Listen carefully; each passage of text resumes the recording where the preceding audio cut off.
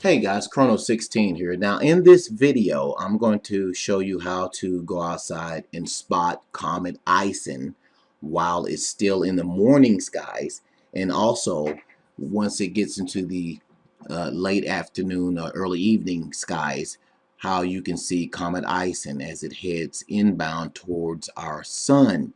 Now, what we have on screen here is, again, the program called Stellarium. There's a link under this video on how to get this program for free. Just simply download it for free. Okay, very simple program to use. Now we have it set. Now this is the date that I'm recording this video, by the way. We have it set to the current time, which is 4:25 a.m. in the early morning. Okay, and I mean, I can go back an hour, but it'll obviously put Ison a little bit lower in the sky. So let's go ahead and go to about 5. Let's go ahead and go to about 5 a.m. And that'll be 6 a.m. Eastern Time, 5 a.m. Central, and 4 a.m. Mountain, and 3 a.m. Pacific Time. And what I have turned on here is I have the constellations and everything turned on. Now, let's say you just downloaded this program and you don't know how to use it. Okay, what you want to do is you want to go over here to the menu area and you want to click on the configuration window. Okay, once you click on the configuration window right here, that little symbol right there, you click on programs. Now, once you first download this, if I'm not mistaken, Ison, I could be mistaken about this, is not programmed into this program. So what you want to do is you want to go over to this little configuration that's lit up there, and usually when you get here it looks like this. Okay, what you want to do is you want to go over and go to plugins and click on Solar System Editor. Okay, just like that, and then you click on configure down here. Once you click on configure, what you want to do, guys, is you want to import some objects. So how do you do that? You go down here and click on import orbital elements in MPC format. You click that, guys. Okay, and it'll take you to this screen right here. Now once you go to this screen, I've already had Ison selected here, but we're going to assume that Ison's not in here. What you normally do is you click in C-2012S1 Ison. It'll find it. Once you find it on the list, you click it right there and highlight it, put the check right there. And what you want to do is you want to add object. Now, if you've already gotten Ison added, this is how you update the information for Ison. You simply click on it again and add object, and it updates it to the most current position that they have on it. Now, everything that they calculate in the skies, guys, always has to be corrected because of human error. So if it updates Ison's position, is only because of human error has been involved, and nothing more. Nothing suspicious or strange about that at all. That happens all the time.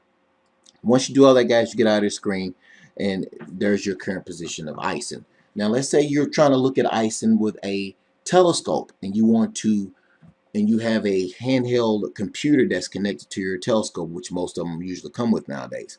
You simply type in the coordinates of Ison, and there are several ways to do this, guys.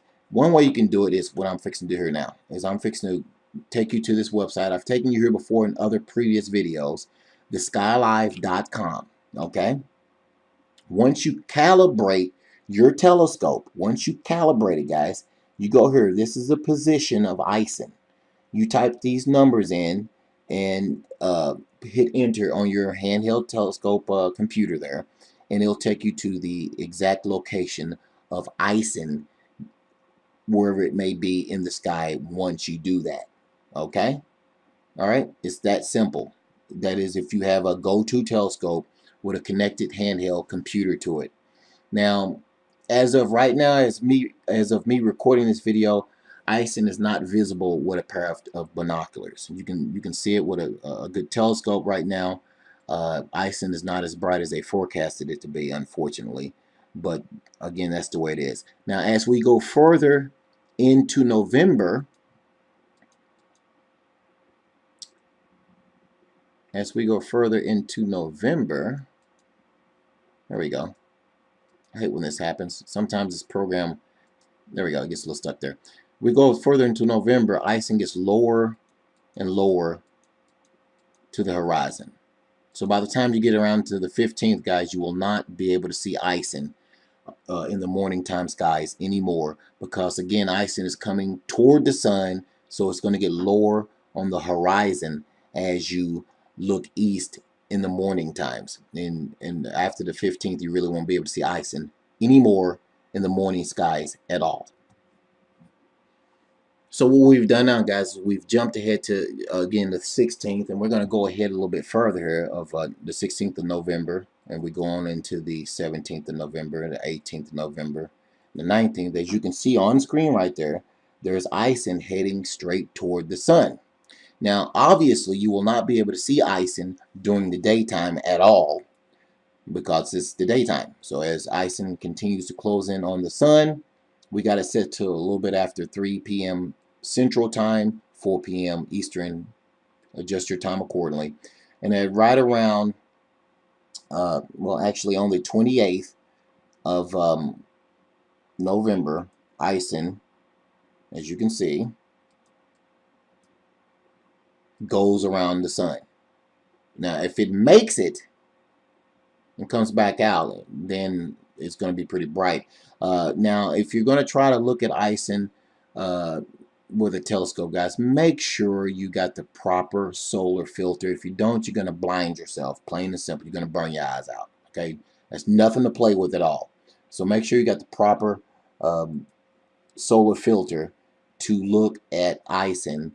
Now, will you be able to see anything as it comes up back from around the sun or head towards the sun? It's really not something that you can actually call. There's no telling what you're going to see. So I can't say you're going to see anything, and I really can't say you're not going to see anything, because Ison holds together, it's going to be pretty bright too. So just make sure you have the proper filters as you look at this thing as it heads around the sun. Now, as we go on to the 29th in the following days, a little after 5 p.m. Central Time, Ison is just hugging the ground there, basically. And as we go farther into December, it hugs it for a little while.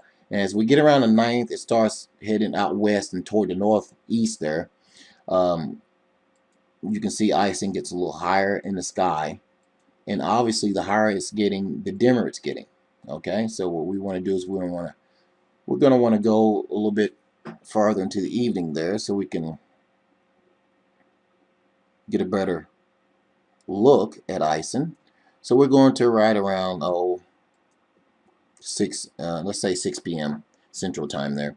And as the days go by, as we go up to the 21st and head towards Christmas, Ison gets higher on Christmas Eve. It's higher. It's about a magnitude 4. You should definitely easily be able to go outside, guys, and look toward the northwest. Toward the northwest. Okay? See it right there? And see Ison with a pair of binoculars. Naked eye. Should be able to see it with your naked eyes, for sure. Definitely with a pair of binoculars.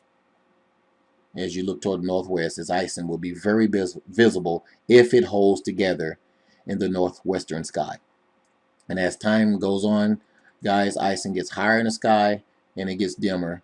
As we head on into January, it gets higher in the sky, it gets dimmer. We're going to go up to about 7 p.m. now. And as we head out toward the next marker date, as I call it, which is the 14th to 15th of January,